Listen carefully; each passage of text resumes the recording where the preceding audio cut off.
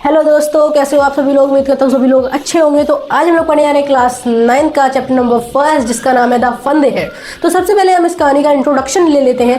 तो इस कहानी में हमें क्या किया गया है, बताया गया है कि आज से लगभग 130 से 150 साल बाद की जो ज़िंदगी होगी बच्चों की वो किस तरीके की होगी।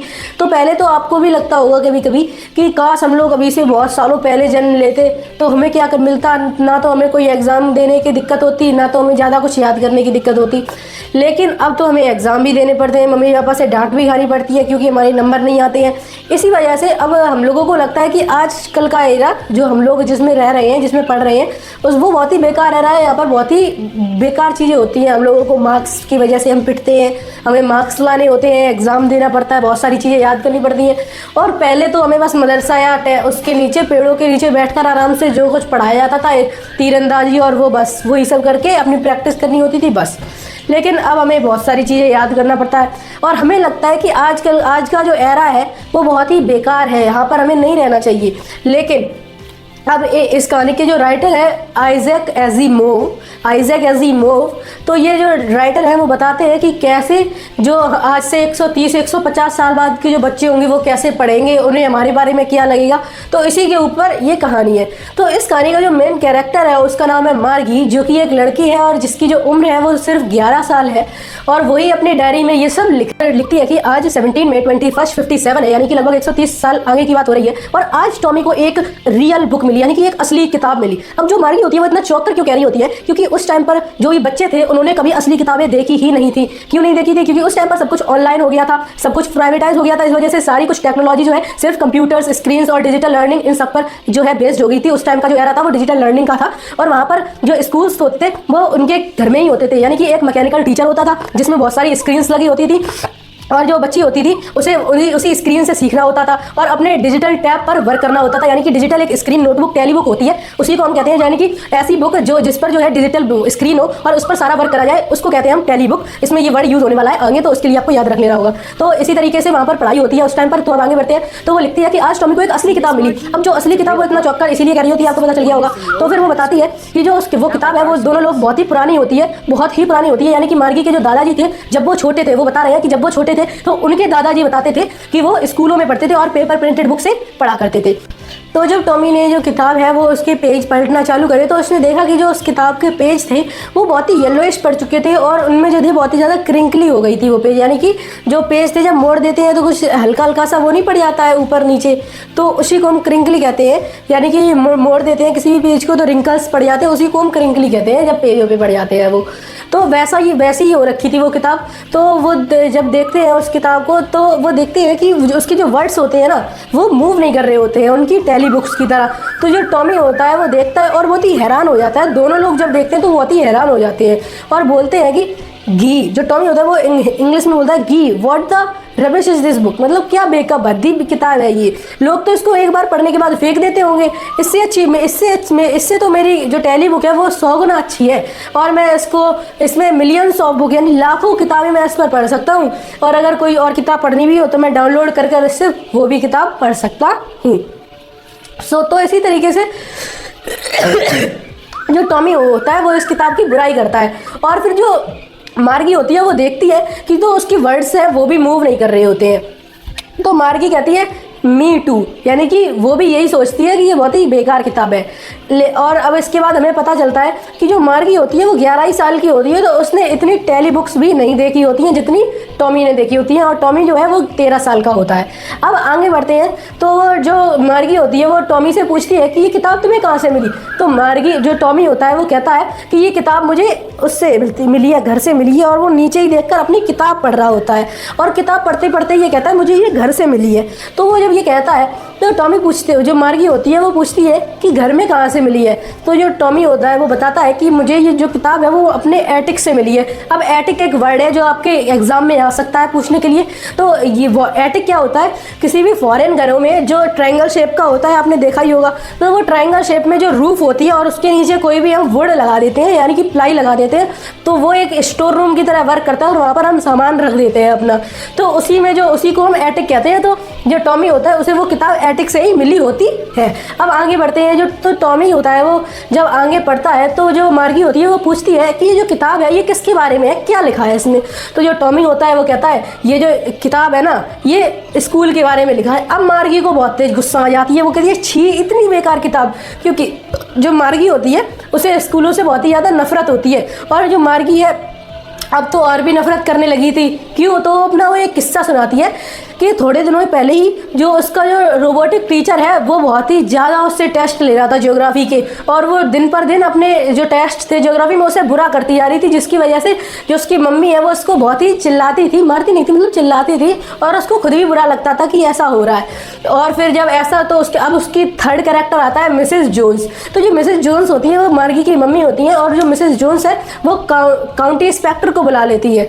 और काउंटी इंस्पेक्टर क्या होता है? तो काउंटी इंस्पेक्टर उस टाइम का एक ऐसी जॉब होती थी जिसमें अगर कोई मैकेनिकल टीचर जो है वो अगर बेकार हो जाता है, यानी कि अपना काम ढंग से नहीं करता है और कुछ अलग सी चीज़ें करने लगता है, तो उसको सही करता है काउंटी इंस्पेक्टर। जैसे कि हमारे यहाँ पर अगर किसी को चोट लग जाए तो हम डॉक्टर के पास चले जाते हैं, इसी तरीके से वहाँ पर अगर रोबोट अगर बिगड़ जाता है, जो हमारा मैकेनिकल टीचर है वो बिगड़ जाता है, तो काउंटी इंस्पेक्टर को बुलाया जाता है। अब जब काउंटी इंस्पेक्टर आता है तो जो वो मार्गी के सिर को थपथपाता है और उसे हाथ में एक सेब पकड़ाकर काउंटी रोबोट होता है यानी कि मैकेनिकल टीचर उसको एक कोने में ले जाता है और पूरा खोल कर रख देता है, सारी चीज़ें वो निकाल लेता है, स्क्रीन निकाल लेता है, उसकी मेमोरी निकाल लेता है और सब कुछ दोबारा से लगाने लगता है जो सही करने के बाद। अब जो मार्गी होती है वो बैठी बैठी ये सोच रही होती है कि भगवान करे इसको जो है वो रोबोटिक टीचर है मेरा वो लगाना ही नहीं आता और ये अपने साथ ले जाए और 2-3 महीने कट जाए उसके। लेकिन जो ऐसा होता नहीं है, जो हमारा काउंटी इंस्पेक्टर होता है उसको अपना काम बखूबी आता था और वो पूरा रोबोटिक टीचर एक ही घंटे में सही कर उसके सामने रख देता है। और उसके बाद जो है मार्गी का सर दोबारा थपथपाता है और मिसेस जोन्स से कहता है कि अब जो है फिक्र करने की कोई बात नहीं है। जो मुझे लगता है कि जो मार्गी का जो ज्योग्राफी सेक्टर था रोबोटिक टीचर में वो गियर अप हो गया था, यानी कि आगे बढ़ गया था। अब वो 11 साल की है लड़की और उसके लिए 15-16 साल तक का जो गियर अप हो गया था, जिसकी वजह से बहुत ही हार्ड क्वेश्चन और जल्दी क्वेश्चन और टेस्ट आ रहे थे। और ऐसी फिक्र करने की कोई बात है नहीं, काउंटी इंस्पेक्टर बताता है ऐसी फिक्र करने की कोई बात है नहीं। मैंने जो उसकी मार्गी का जो ओवरऑल परफॉर्मेंस देखी तो वो काफ़ी अच्छी थी, इसकी वजह से आपको डरने की कोई बात नहीं है, आपके बच्चे बहुत ही अच्छा कर रही है। अब मार्गी को तो इससे ये सुनकर बहुत ही खुश हो जाना चाहिए था, लेकिन मार्गी को बिल्कुल भी अच्छा नहीं लगता है। वो सोचती है कि ये लेके क्यों नहीं गई मेरा ये रोबोटिक टीचर, और 2-3 महीने बाद दे के आते तो मुझे बहुत अच्छा लगता। अब जो मार्गी है वो बताती है कि मुझे रोबोटिक टीचर ख़राब नहीं लगता है, मुझे रोबोटिक ख़राब वो भी लगता है, पर उससे भी ज़्यादा मुझे जो वो ख़राब लगता है कि उसको मुझे होमवर्क डालना पड़ता है। होमवर्क डालने का एक स्लॉट होता है, उसमें मुझे होमवर्क डालना पड़ता है और वही स्लॉट मुझे सबसे ख़राब लगता है, बेहुदा लगता है, सबसे बेकार लगता है स्लॉट वो मुझे पूरे रोबोटिक टीचर में। अब जो है मैकेनिकल टीचर में वो सबसे ख़राब लगता है, तो वो बताती है कि हमें ऐसे साधारण भाषा में हम उसमें होमवर्क नहीं डाल सकते हैं। बच्चों को अपना जो होमवर्क है वो पंच कोड में करना होता है। पंच कोड क्या है? पंच कोड एक ऐसी लैंग्वेज है, कंप्यूटर लैंग्वेज है, जिसकी वजह से कंप्यूटर जो है हमारी जो एक्सप्रेशन, हमारी जो बातें हैं, हमारे जो थॉट्स हैं उसको सही से समझ पाता है और उसको मार्क्स दे पाता है। और होमवर्क, अब उसके बाद क्या वो बताती है कि मुझे इससे भी ख़राब एक पार्ट ये लगता है कि एकदम जैसे ही हम होमवर्क डालते हैं वैसे ही वो उसके नंबर बता देता है, जैसे ही हम टेस्ट डालते हैं उसके जस्ट बाद वो हमारे नंबर बता देता है बिना किसी को टाइम लिए। हमारे यहाँ कैसा होता है कि पहले हम टेस्ट करते हैं एक दिन में, उसके बाद जमा करते हैं, उसके बाद हमारे टीचर आराम से 1-2 हफ्ते लेकर आराम से चेक कर उसके बाद कई टेस्ट के नंबर बताए जाते हैं। और हाफ ईयरली तो बीच में ही होता है, तो एकदम मस्त हमें आधी साल मिलती है और उसके बाद हमें नंबर बताए जाते हैं, उसके बाद हम पिटते हैं। लेकिन वहाँ जो मार्गी की हालत थी वो ऐसे था कि जो मार्गी एकदम अपना टेस्ट डालती थी और नंबर आते थे और मार्गी की मम्मी उसे वहीं पर मार देती थी, इसलिए मार्गी को वो और भी ख़राब लगता था। इसके बाद हमें पता चलता है कि मार्गी ऐसा इसलिए सोच रही होती है कि 2-3 महीने बाद लेकर आए, क्योंकि जो टॉमी होता है हमारा उसका एक बार हिस्ट्री का सेक्टर ब्लैंक हो गया था पूरा। तो जो काउंटी इंस्पेक्टर थे वो आए थे और मार्गी जो टॉमी का रोबोटिक टीचर थे वो पूरे 2-3 महीनों के लिए उठाकर लेके गए और उसके बाद सही करके दिया आके। इसलिए जो मार्गी बताती है मुझे जो स्कूल है वो बहुत ही बेकार लगते हैं। अब जो टॉमी मार्गी है तो स्कूल के बारे में है ही क्या लिखने के लिए? स्कूल तो बस एक रूम होता है, उसके अंदर एक रोबोटिक टीचर होता है, कंप्यूटर होता है, टेलीबुक होती है, वो जो रोबोटिक टीचर है वो चपड़ करता रहता है, हमें सुनना होता है और हम लोग तो ध्यान देते नहीं है। मतलब वो ऐसा ही कुछ बताती है टॉमी को। अब जो टॉमी है वो बताता है कि अरे पागल, उस टाइम पर ऐसा नहीं हुआ करता था, यानी कि सेंचुरीज एगो, 100-200 साल पहले उस टाइम पर ऐसा कुछ नहीं हुआ करता था। उस टाइम पर जो टीचर होते थे वो इंसान होते थे, यानी कि जब उस टाइम पर जो टीचर होते थे वो ह्यूमन होते थे, ह्यूमन ही सभी बच्चों को पढ़ाया करते थे। अब वो जो मार्गी होती है वो कहती है कि ह्यूमन इतना स्मार्ट कैसे हो सकता है, रोबोटिक टीचर जितना, हमारा जो रोबोटिक टीचर है वो तो बहुत ही स्मार्ट है। तो जो टॉमी होता है वो कहता है क्यों नहीं हो सकता है, मेरे पापा तो एक मेरे टीचर से भी ज़्यादा जानते हैं। तो जो मार्गी होती है वो इसके आगे ज़्यादा बहस नहीं करती है और वो कहती है कि मैं किसी भी इंसान को अपने घर में नहीं घुसने दूंगी, भले ही वो मुझे पढ़ाने के पर्पज से क्यों ना आ रहा हो। तो जो टॉमी होता है वो हंसता है और बोलता है कि अरे तुम्हें कुछ नहीं पता है, जो उस टाइम पर जो टीचर्स होते थे वो बच्चों के घर पर नहीं आया करते थे, बल्कि बच्चे ही एक स्पेशल काइंड ऑफ बिल्डिंग में जाया करते थे, जहाँ पर वो जो टीचर थे वो बच्चों का इंतजार करा करते थे और आने के बाद बच्चों को पढ़ाया करते थे। सभी बच्चों को, जो नेबर जो आसपास के बच्चे होते थे वो सब एक ही स्कूल में जाया करते थे। तो जो मार्गी होती है वो कहती है कि लेकिन मेरी मम्मी तो कहती हैं कि हर बच्चे का दिमाग अलग अलग होता है, तो अलग अलग तरीके से हर टीचर को पढ़ाना पड़ेगा, और हर जो रोबोटिक टीचर है उसका जो सिस्टम होता है वो अलग बच्चे की तरह सेट किया जाता है। तो जो टॉमी होता है वो क्यों नहीं हो सकता है, तो वो बताता है कि हर उम्र के बच्चे को एक ही चीज़ पढ़ाई जाती है, एक ही क्लास में बैठाल कर। फिर उसके बाद टॉमी कह देता है अगर तुम्हें पढ़ना हो, ये किताब पढ़नी हो तो तुम बैठो यहाँ पर पढ़ो, और नहीं पढ़नी हो तो यहाँ से चलती बनो, मुझे कोई इंटरेस्ट नहीं आ रहा है, तुम मुझे पढ़ने नहीं दे रही हो टाइम। उसको उनको एक आवाज़ आती है, तो पहले तो वो अपनी किताब आधी भी नहीं पढ़ पाई होती है उन्होंने, फिर लेकिन तभी उनको एक आवाज़ आती है किसकी, मिसेस जोन्स की, यानी कि मार्गी की मम्मी की, और वो चिल्लाकर कहती है कि अरे मार्गी तुम्हारा स्कूल का टाइम हो गया है, अब तुम अपने स्कूल जाओ। और वो ये भी कहती है कि शायद टॉमी का भी स्कूल का टाइम हो गया, उसे भी भेज दो। तो मार्गी कहती है अरे नहीं मम्मी, अभी थोड़ी देर और रुक जाओ, बस थोड़ी और किताब पढ़ ले।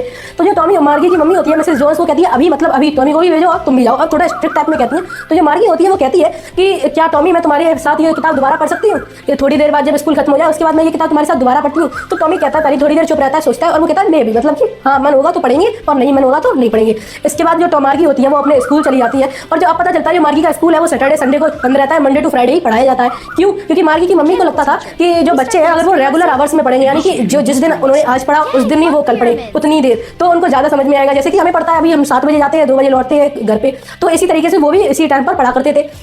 और पर उन्हें सैटरडे संडे की छुट्टी मिल जाया करती थी, क्योंकि मार्गी मम्मी लगता था कि अगर हमेशा पढ़ते ही रहेंगे तो बच्चों का दिमाग धीरे काम करने लगेगा, इस वजह से। इसके बाद जो मार्गी होती है वो क्लासरूम में बैठती है जाके, और वो बताती है कि इसकी जो गंदी सी रोबोटिक टीचर है वो उसके सामने आता है और अपनी स्क्रीन को चालू करता है, और आज का जो टॉपिक अब वो बोलता है कि today's lesson is arithmetic session, we now use to learn to add the proper fraction. वो इस तरीके से कुछ कहता है और बोलता है कि आज हम प्रॉपर फ्रैक्शन को ऐड करना सीखेंगे, आज मैथ का सेशन लगेगा सबसे पहले। इसके बाद वो कहता है कि अपना जो होमवर्क है वो प्रॉपर स्लॉट में इंसर्ट कर दो। अब जो मार्गी होती है वो गुस्से में अपना जो होमवर्क है वो सांस लेते हुए उसके प्रॉपर स्लॉट में इंसर्ट कर देता है, और टॉमी वो जो रोबोटिक टीचर होता है वो उसे चेक करने लगता है। थोड़ी देर बाद वो चेक करके दे देता है और उसके नंबर बता देता है जो ही हो। और जो टॉमी वो जो हमारी मार्गी होती है वो बैठती है और वो सोचती है कि कैसे जो सभी आसपास के नेबर के बच्चे होंगे वो एक ही साथ स्कूल जाया करते होंगे, वहाँ पर मस्ती करते होंगे, एक ही टीचर उन्हें पढ़ाया करता होगा, तो वो सारे सब्जेक्ट सभी को बराबर समझ में आया करता हुआ, और जिसे नहीं आता होगा वो अपने दोस्त से पूछ लेता हुआ, होमवर्क शेयर करते होंगे, लोग बच्चे बातें करते होंगे, खेलते हुए घर वापस आते होंगे। तो इसी तरीके से जो टॉमी है वो मार्गी है वो सोचती रही होती है और सोचती है लास्ट में कि उन्हें कितना मजा आया करता होगा, यानी कि द फन दे हैड। और इसी के साथ जो हमारी कहानी है वो एंड हो जाती है। अगर आपको इस वीडियो से थोड़ी भी हेल्प मिलती है तो प्लीज़ इस वीडियो को लाइक कर देना, चैनल को सब्सक्राइब कर देना, और कमेंट में बता देना कि आपको अगली वीडियो कौन से टॉपिक के ऊपर चाहिए।